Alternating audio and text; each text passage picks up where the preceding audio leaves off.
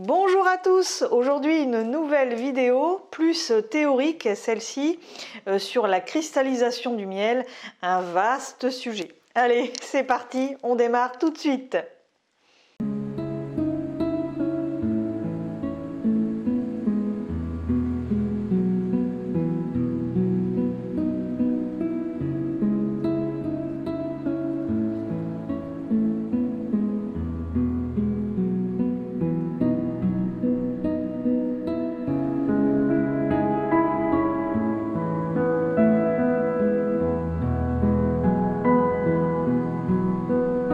Alors oui, je vous disais en introduction de cette vidéo que en fait la cristallisation c'était un vaste sujet. Ben oui, en fait vraiment c'est le cas parce que c'est quelque chose qu'on maîtrise assez mal et qui est assez mal connu. Donc c'est vrai que va falloir prendre je vais prendre mon temps pour vous expliquer tout ça parce que c'est pas facile parfois à comprendre. Alors je tiens à dire que j'ai réalisé plusieurs formations avec Étienne Bruno qui est administrateur du CARI. D'ailleurs si vous souhaitez vous pouvez aller voir, je vais vous le mettre d'ailleurs dans la description en dessous, vous pouvez aller voir le site du CARI. C'est un site vraiment intéressant, on a une mine d'informations vraiment sur ce site. Sur tout domaine, hein, le miel, la cristallisation du miel, mais pas que, il y a aussi des choses sur les abeilles, etc. Il publie aussi un petit, je ne sais pas si c'est un mensuel, mais un petit magazine qui est également fort intéressant. Donc grâce à Étienne Bruno, j'ai su me former sur les cristallisations du miel et c'est ce que je vais essayer de vous restituer aujourd'hui. J'ai d'ailleurs avec moi quelques miels ici qui sont, certains sont à moi, d'autres ne sont pas à moi. On va essayer de les analyser un peu leur cristallisation, pourquoi ils sont devenus comme ça. Alors je tiens à préciser que tous ces miels d'œufs notamment ne sont pas à moi et je veux vous dire que je ne suis pas là pour juger du tout le travail d'un autre apiculteur. Je vais les mettre en avant pour vous montrer, vous illustrer ce que je vais vous expliquer. Alors déjà, j'imagine que vous l'avez déjà remarqué, on a parfois des miels qui sont liquides et parfois des miels qui sont solides. Alors pour quelle raison? Eh bien en fait il faut plonger plus dans le détail d'une analyse de miel pour comprendre ça. Alors quand on analyse un miel, il est composé de plusieurs choses. Donc déjà la première chose c'est du sucre, donc du glucose, du fructose, du saccharose et plein d'autres sucres. Ça c'est la chose première. En deuxième on va voir que le miel il contient de l'eau, entre 17 et 18% d'eau. Et puis il contient aussi des protéines, donc ça c'est essentiellement les pollens qui sont inclus dans le miel. Et puis on a des minéraux, des oligo-éléments, des vitamines, etc. Alors pour savoir si un miel va cristalliser ou pas, on va regarder les sucres qu'il contient et principalement deux sucres, le glucose et le fructose. Le glucose c'est un sucre qui cristallise très très vite et le fructose c'est un sucre lui qui ne cristallise pas. Par exemple, le sirop d'agave, voilà, ce sont des sirops qui contiennent beaucoup de fructose et qui donc ne cristallisent pas. Et bien pour les miels, c'est la même chose. Selon ce que votre miel va contenir comme sucre, eh bien, vous allez pouvoir savoir s'il va cristalliser plus ou moins rapidement. Alors plus votre miel va contenir du glucose et plus il va cristalliser vite. Alors ça c'est le cas du colza. Le colza c'est le champion du monde en cristallisation. D'ailleurs vous en avez sûrement déjà fait les frais et d'ailleurs ça a été aussi mon cas. Je pense que c'est le cas de tous les apiculteurs. On a tous eu dans notre vie d'apiculteur des hausses de colza qui ont cristallisé. Pourquoi le colza? Eh bien parce qu'il contient du coup beaucoup de glucose et il arrive parfois que les hausses, même encore sur les ruches, le miel est déjà cristallisé dans la hausse, dans le cadre. Alors il arrive parfois que ce miel arrive encore liquide en mielerie et parfois avec le choc de température mielerie et température de la ruche, il arrive parfois que ce miel va cristalliser dans les grands maturateurs de 500 kg et là je vous fais pas un dessin, ça m'est déjà arrivé. Bref, c'est difficile à gérer. Alors le colza, il a donc ce défaut majeur là. Par contre, il a du coup, grâce à ce défaut, ça lui donne une qualité, c'est que plus un miel contient du glucose, plus il va cristalliser vite. L'avantage, c'est que votre miel de colza, comme il contient beaucoup de glucose, le miel va cristalliser très très vite, et en cristallisant vite comme ça, vous avez la chance à coup sûr d'avoir des cristaux très fins. Parce qu'en fait, les cristaux n'ont pas le temps de se former, hop, ils sont tout de suite emprisonnés, et du coup, ça vous fait une cristallisation très fine. Et ça, c'est intéressant, je vous expliquerai pourquoi par la suite. À l'inverse de ça, on a le miel d'acacia, donc du robinet faux acacia, qui est un miel qui contient beaucoup de fructose, et celui-là, il ne va pas cristalliser, ou alors il va cristalliser mais longtemps dans le temps. Et puis entre ces deux extrêmes, donc le colza d'un côté et puis le robinet faux acacia de l'autre côté, on a au milieu tout un mélange de miel qui contiennent des taux plus ou moins importants de glucose et de fructose, et c'est ce qui va donner une cristallisation différente, voire très différente, voire désagréable, parce que du coup, comme le miel contient moins de glucose, il fige beaucoup moins vite dans son pot, et là, les cristaux, ils ont tout le temps et toute la joie de se regrouper les uns les autres, et donc de former des gros cristaux, voire de très gros cristaux. Il arrive même parfois, je ne sais pas si ça vous est déjà arrivé, mais d'avoir un miel avec de très gros cristaux, des cristaux grossiers qui croquent sous la dent.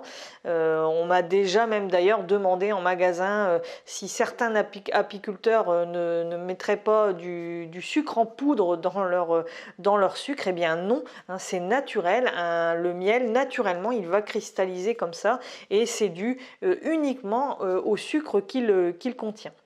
Donc c'est un phénomène tout à fait naturel.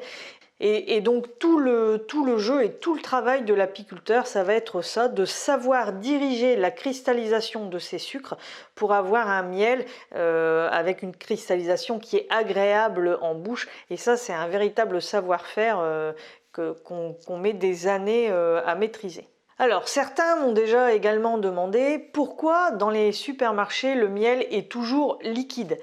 Eh bien en fait c'est parce que dans les supermarchés, pour éviter des problèmes de fermentation, ça j'y viendrai après, eux pour limiter ça, pour limiter la casse, ils vont chauffer le miel à haute température.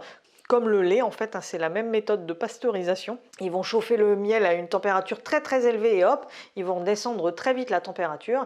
Et en fait, ça va briser tous les cristaux, toutes les liaisons de sucre.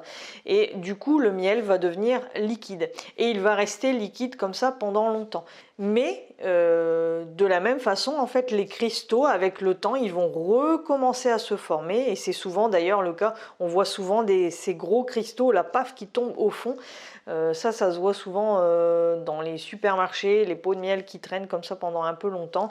Il arrive que parfois au fond du pot, on a tout un amalgame de cristaux grossiers dans le fond. C'est parce que tout doucement, le miel recommence à prendre sa forme naturelle, et puis les cristaux ont bien le temps, parce qu'ils passent de l'état liquide à l'état solide, ils ont bien le temps de se figer, de s'amalgamer les uns aux autres, et ça donne comme ça des cristaux très grossiers. Et puis il faut savoir aussi une chose, c'est que les grands conditionneurs de miel, pour avoir quelque chose qui plaît au goût du client, ils font des mélanges de miel, des arrangements de miel, ce qui fait que le miel que vous allez trouver en supermarché, il a toujours le même goût, enfin ou sensiblement le même d'une année à l'autre, parce qu'ils sont toujours en train de faire des arrangements comme ça de miel, un peu plus de colza, un petit peu moins de trucs, un petit peu plus de ronces, un petit peu plus de machin, et du coup ça donne des arrangements qui ont toujours à peu près le même goût, un peu pour lisser les goûts. Et c'est pour ça aussi que vous avez des miels qui ont toujours les mêmes saveurs, toujours les mêmes arômes en supermarché, et aussi du miel liquide. Voilà la petite histoire, la petite parenthèse du miel qu'on peut trouver en supermarché. Alors, on avait parlé dans la vidéo précédente de ma chambre froide. Certains m'avaient demandé pourquoi. Alors d'ailleurs, si vous ne l'avez pas vue, je vous la mets ici, vous pouvez aller la voir. Une vidéo où je montre les différentes étapes de la construction de ma chambre froide. Et certains m'ont demandé pourquoi tu veux mettre la température à 14 degrés. Eh bien en fait, parce que 14 degrés, c'est la température idéale pour que le miel se fige correctement et rapidement.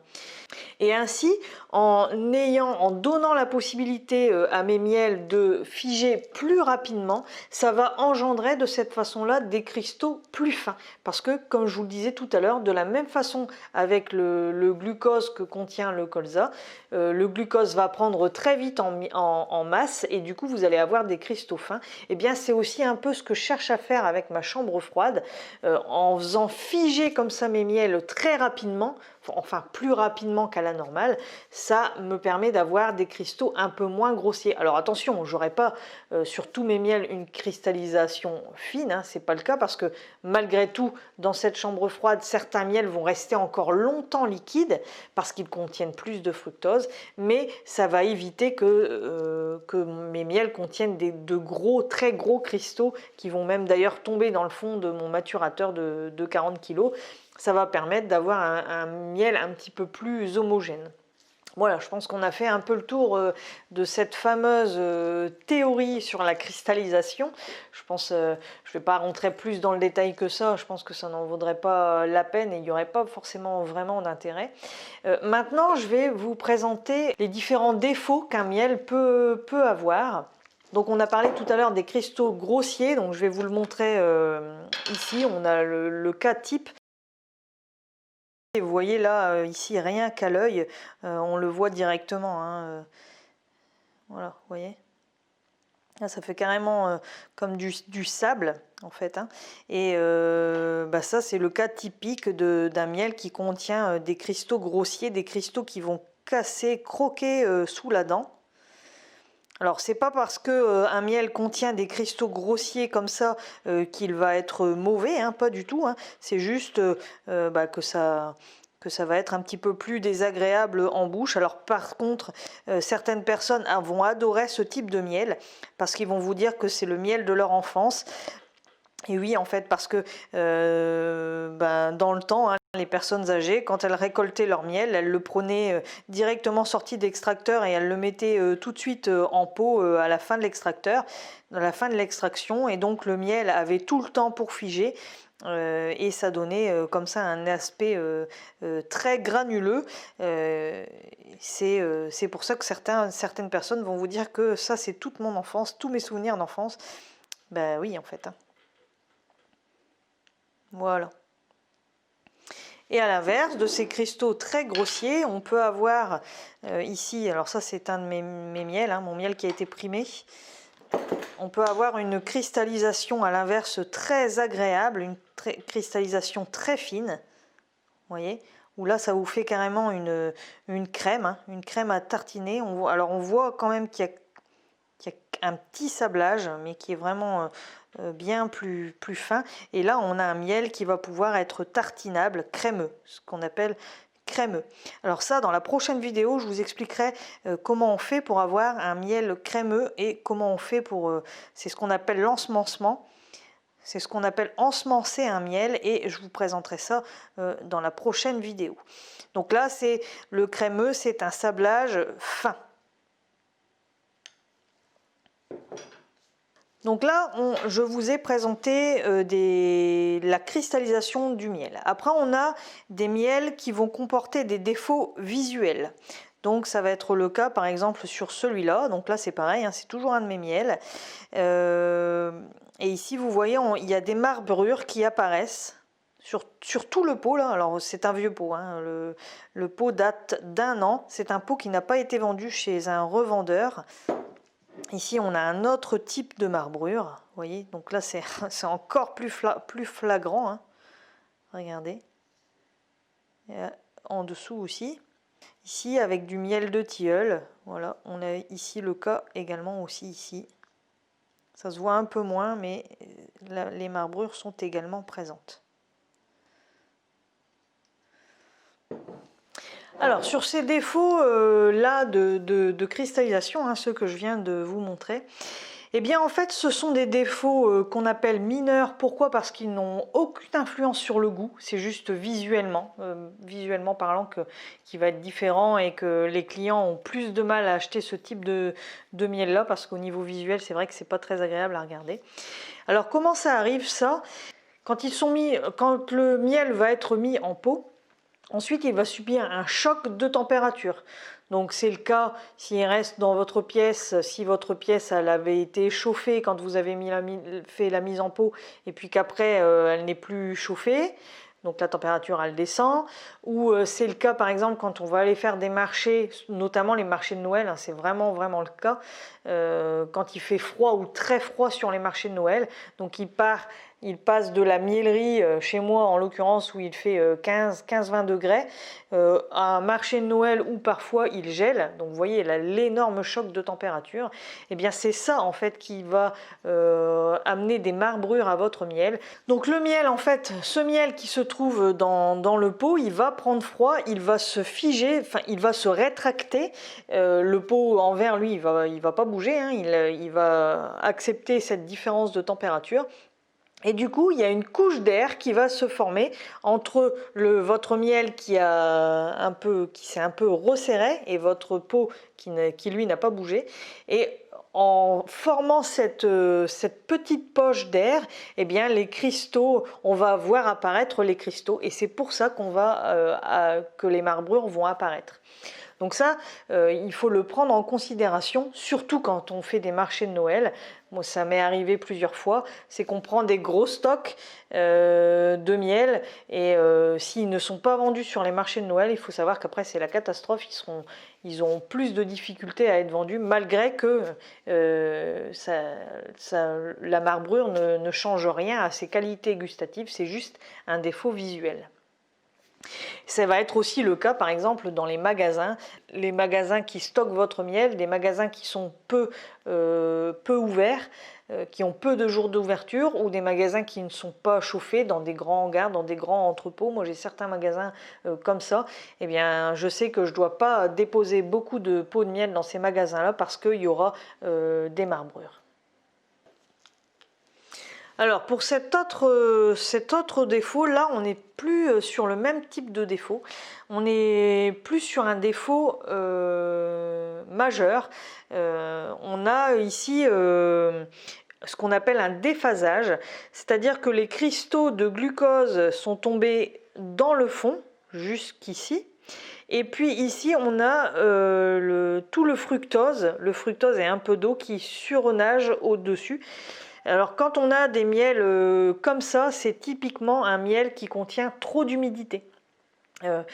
C'est un début de fermentation. Si ce miel il est gardé comme ça longtemps, je vais dire encore admettons une année dans mon armoire, il est fort probable qu'il va fermenter. Alors un miel fermenté, là je suis désolée pour le coup, j'en ai pas à vous montrer. C'est un miel qui va faire de la mousse.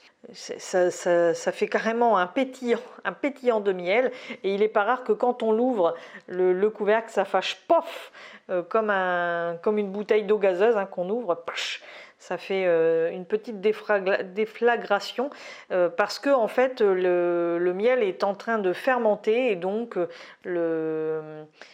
il y a de moins en moins de sucre, de plus en plus d'alcool dans votre miel, et cela pour le coup ce n'est pas un miel qui peut être consommé. Et une fois que vous arrivez à ça, le miel il faut le jeter, et d'ailleurs je vous déconseille fortement de le donner aux abeilles, c'est pareil, il n'est pas non plus consommable pour vos abeilles, c'est un miel malheureusement qui est perdu, qu'on ne pourra jamais plus rattraper. Voilà, tout ça pour dire que des défauts dans les miels, malheureusement, il en existe beaucoup. Pourquoi? Parce que le miel, c'est quelque chose de vivant, c'est quelque chose qui va changer au fur et à mesure du temps, un peu comme le vin, sauf que la différence, c'est que le vin, il bonifie avec le temps. Le miel, c'est pas son cas, il ne bonifie pas, au contraire, il perd de ses vertus, de ses arômes avec le temps. Mais c'est un phénomène naturel qui est difficilement maîtrisable et qui fait fait qu'on va avoir différentes textures, différentes cristallisations des miels.